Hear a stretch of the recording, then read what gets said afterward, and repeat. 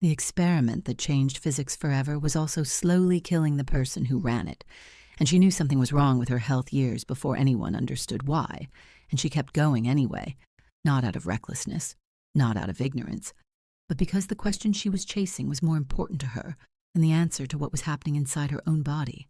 And that single fact tells you more about how real science actually works than any textbook written about her since. Marie Curie did not discover radioactivity by accident. She did not stumble onto it. She hunted it, deliberately, systematically, with instruments so sensitive they could detect a current thinner than anything her contemporaries thought worth measuring, inside a building so inadequate for the work she was doing that a visiting German chemist described it, in writing, as a cross between a stable and a potato cellar. And from that building, in conditions that would fail every modern laboratory safety standard ever written, she extracted two elements that no one had ever seen, named them, measured them, and in doing so forced an entire discipline to confront a question it had no framework to answer. Where does the energy come from? Not the energy from burning, not the energy from a chemical reaction. The energy that pours continuously out of a rock that is sitting perfectly still, touching nothing, reacting with nothing, in complete darkness, in the cold, hour after hour, day after day, without any measurable source and without any measurable end. That question sitting inside an unremarkable dark mineral called pitchblende was the door, and Curie was the one who refused to walk past it, to understand what she actually did, not the legend, not the symbol, not the tragic heroine narrative that has been layered over the real story until the real story is almost invisible. You have to start where she started, with a published observation that the scientific world had collectively decided was interesting but not urgent, the kind of finding that gets cited once and then quietly set aside while everyone returns to the problems they already have frameworks for solving. In 1896, Henri Becquerel published a paper reporting that uranium salts produced an impression on a photographic plate even in complete darkness, even without any light source, even without any chemical reaction that anyone could identify as the cause. The effect was real, the measurements were reproducible, and the scientific community looked at it, nodded, and moved on. Becquerel himself moved on. There were more tractable problems. There were problems that fit. This one did not fit, and the history of science is littered with observations that did not fit and were therefore filed under someone else's problem eventually. Curie read Becquerel's paper and did not move on. She was looking for a doctoral research topic, which meant she was looking for a problem no one had solved, and here was one sitting in plain sight, unoccupied, uncomfortable, radiating a quiet wrongness that everyone else had agreed to ignore.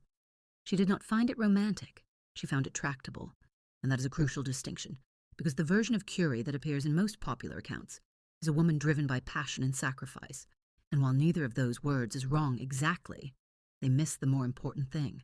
She was driven by method. She believed, with a consistency that her laboratory notebooks demonstrate on page after page, that any physical phenomenon that could be measured could be understood, and that any phenomenon that had not yet been understood had simply not yet been measured carefully enough. So she would measure it, carefully enough. She would build the instrument, design the experiment, control the variables, and sit with the numbers until they said something. This is the part of the story that gets compressed in most retellings into a single sentence. She studied radioactivity. What that sentence erases is the daily physical reality of what she was doing. The weight of the ore she was processing, the vapor she was breathing, the hours she was standing, the temperature she was working in, the precision she was maintaining through all of it, and the fact that the substance she was handling most closely was, without her knowing it yet, attacking the very cells that her hands and lungs and bone marrow were made of. She kept working. The numbers kept coming. And slowly, over months that became years, the numbers began to say something that no one in physics had any room for. The kind of thinking that treats an unanswered question not as an inconvenience, but as the most interesting thing in the room, is the kind of thinking you want more of. This channel is exactly where you should be.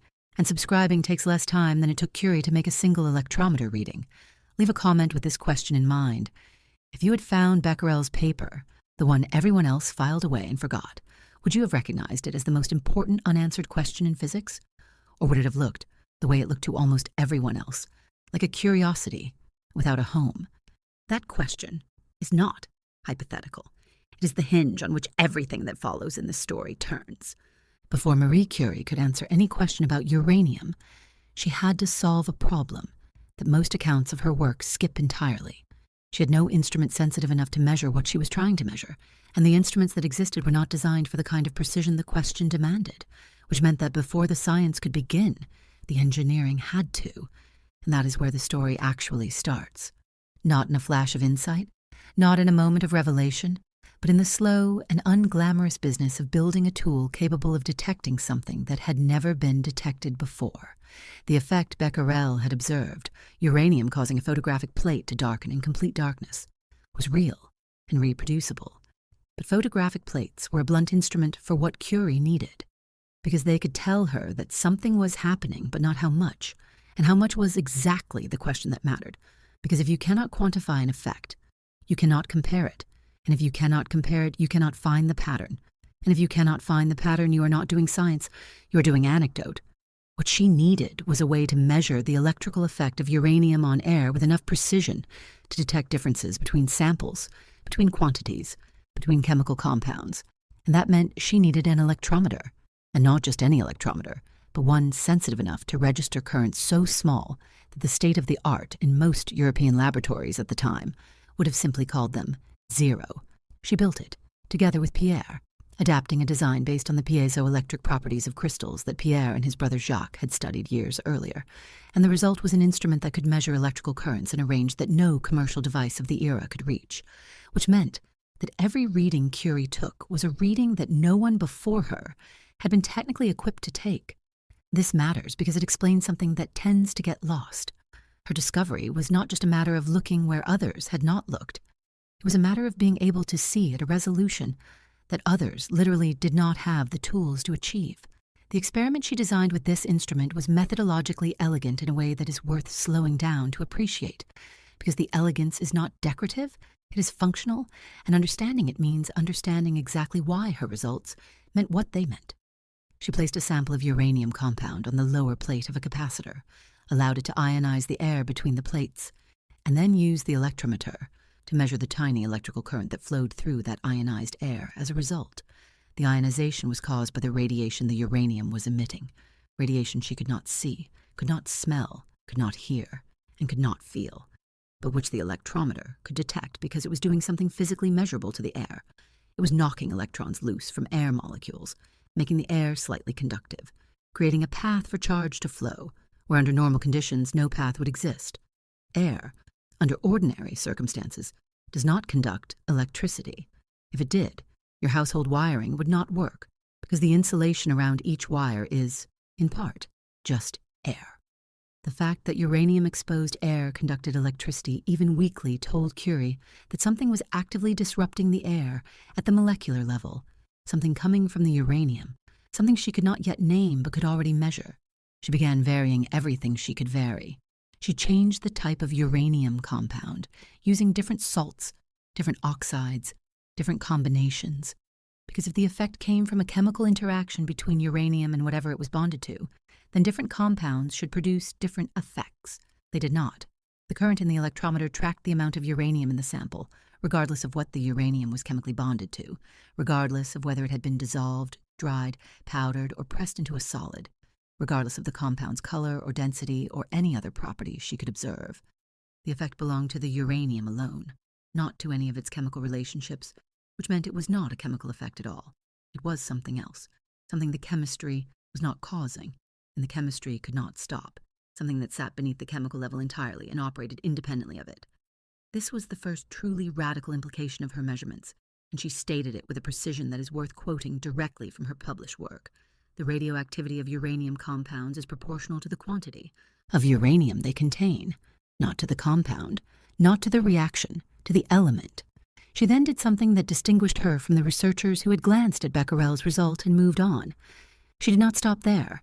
She asked what should follow logically from what she had just established, and what followed logically was a question that had no comfortable answer.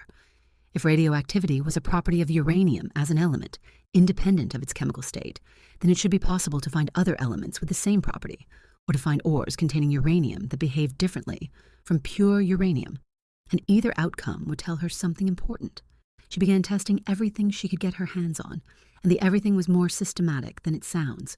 Because she was not sampling randomly, she was working through the periodic table methodically, measuring compound after compound, ore after ore, setting a number against each one, keeping records with the kind of detail that her notebooks still demonstrate to any reader willing to open them today, and waiting for the numbers to break from the pattern, because in science, the place where the pattern breaks is the place where the discovery lives. The number that changed everything did not arrive with any ceremony. It arrived the way most genuinely important experimental results arrive, quietly, as a discrepancy, as a slight wrongness in a column of figures that any less careful experimenter might have attributed to measurement error, and moved past without a second thought. The entire subsequent history of nuclear physics depends on the fact that Marie Curie was not that experimenter. She had been testing pitchblende, a dense, dark, uranium-bearing ore, unremarkable in appearance, the kind of sample that sits in mineralogy collections without attracting particular attention. She measured its radioactivity with the same systematic care she brought to every other sample, and the number she got did not match the number it should have produced. It was not slightly off. It was not within the margin of experimental error. The radioactivity of the pitchblende was significantly higher than its uranium content alone could explain, and in some samples it was not just slightly higher, it was 4 times higher. 4 times is not a rounding error. 4 times is not instrument drift. 4 times is the universe telling you that your model of what you are looking at is incomplete, and the only honest response to that message is to revise the model. Curie's revision was simple to state and consequential to prove. If pitchblende is more radioactive than its uranium content can explain, then pitchblende must contain something other than uranium that's also radioactive, something that has never been isolated, never been named, never been detected. This was not a modest claim. In 1898, the periodic table was understood to be largely complete, suggesting that a familiar common ore contained an entirely unknown element, present in quantities too small to detect by any conventional chemical method, required extraordinary evidence. Curie understood this, which is why her response was not to publish the inference but to prove it. The method she developed was chemical fractionation, guided by radioactivity measurement. She took pitchblende residue, the waste material left after uranium had been industrially extracted, dissolved it in acid, separated it into chemical fractions, and measured the radioactivity of each fraction with the electrometer. Fractions showing excess radioactivity were retained and processed further. Fractions showing none were discarded. By repeating this across enough material, she could progressively concentrate whatever was carrying the excess signal until its presence became chemically detectable. The elegance of this is easy to understate. She was using a property of the unknown substance, its radioactivity, as the detection method for finding it. She did not need to know what it was chemically. She only needed to follow the signal. The work was physically brutal. Pitchblende arrived by the ton.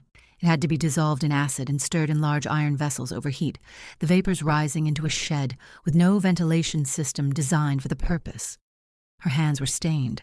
Her lungs were exposed. Her notes from this period record the physical difficulty without complaint, which is itself a form of documentation, because the absence of complaint in a context this demanding tells you how completely the question had displaced everything else. In July 1898, she and Pierre published findings identifying a new element concentrated in the bismuth fractions of pitchblende, vastly more radioactive than uranium, which they named polonium, after Poland, Curie's homeland, which at that moment did not appear on any official map of Europe, partitioned between 3 empires. The naming was not sentiment alone. It was a statement made in the only language available to her. 5 months later, in December 1898, they announced a second element, even more intensely radioactive, concentrated in the barium fractions, which they named radium. They had not yet isolated either in pure form.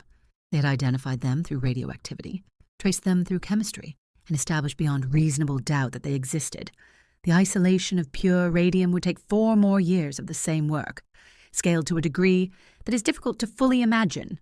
The moment where Curie's data stopped being anomalous and started being impossible did not come with the discovery of polonium or the announcement of radium. It came later, more quietly, in the form of a measurement so simple and so reproducible and so completely without explanation that the physicists who encountered it had essentially 2 choices: declare that the measurement was wrong, or accept that everything they believed about the conservation of energy needed to be reopened as a question. The measurement was this: radium is warm. Not warm the way any object in a warm room is warm, but genuinely, measurably, persistently warm with no visible cause. Warm in a way that continues hour after hour, day after day, without any fuel being consumed, without any reaction being sustained, without any external energy input anyone could identify. Pierre Curie measured it carefully. 1 gram of radium emits enough heat to raise more than 1 gram of water by 1 degree Celsius every hour, continuously, and the gram of radium doing this does not appear to diminish or be consumed in any way the instruments of the time could detect. To understand why this was structurally catastrophic for classical physics, you have to understand what the conservation of energy meant to physicists in 1898, not as a textbook rule, but as a principle so deeply embedded in physical understanding that questioning it felt less like science and more like asking whether mathematics itself was reliable. Energy cannot be created from nothing. If something releases energy, that energy came from somewhere. Thermodynamics had a name for a device that produced continuous energy without any identifiable source, a perpetual motion machine of the first kind, classified not as an unsolved engineering challenge, but as a logical impossibility. And yet here was radium, sitting in a glass tube on a laboratory bench, warm to the touch, producing heat continuously, with no combustion, no reaction, no external input, and no detectable depletion of the substance itself. Curie did not overclaim. This restraint is one of the things that distinguishes her published work from the sensationalized accounts surrounding it in the popular press, where radium was being described in terms ranging from miraculous to occult. She had no patience for either framing, because both were ways of stopping the investigation rather than continuing it. She reported what she measured. She noted that the source of the energy was not yet understood. She did not announce that the law of conservation of energy was wrong. She announced that the phenomenon required explanation, and that the explanation was not yet available. And that difference matters, because the honest statement keeps the investigation open while the overclaim closes it. The explanation came from Ernest Rutherford and Frederick Soddy, working in Montreal, who published their disintegration theory in 1902 and 1903, proposing that radioactive atoms were spontaneously transforming into different atoms, emitting particles and energy as they did so. That the atom, assumed by all of classical physics to be the permanent and indivisible foundation of matter, was in fact a structure with internal components that could rearrange themselves without any external cause, releasing energy from inside the nucleus itself in quantities per atom that dwarfed anything chemistry had ever produced. Curie did not resist this. She did not need to. Her data was entirely consistent with it. The proportionality she had measured between radioactivity and elemental content, independent of chemical form, was exactly what disintegration theory predicted. Her electrometer readings from 1898 had been pointing in this direction for years before the theory existed to interpret them, the way a compass points north, without knowing what north is. Rigorous measurement accumulates truth before the framework exists to contain it. The atom was not the bottom of the hierarchy. It had an inside, and the inside was not static. It was a process, ongoing and spontaneous, governed by probabilities rather than certainties, subject to laws that were not the laws of classical mechanics, but something new, something that would eventually be called quantum mechanics. One of the essential roads to that new physics ran through a leaking shed in Paris, through an electrometer reading a current in ionized air, through a number 4 times larger than it should have been, and through a woman who looked at that number and did not look away.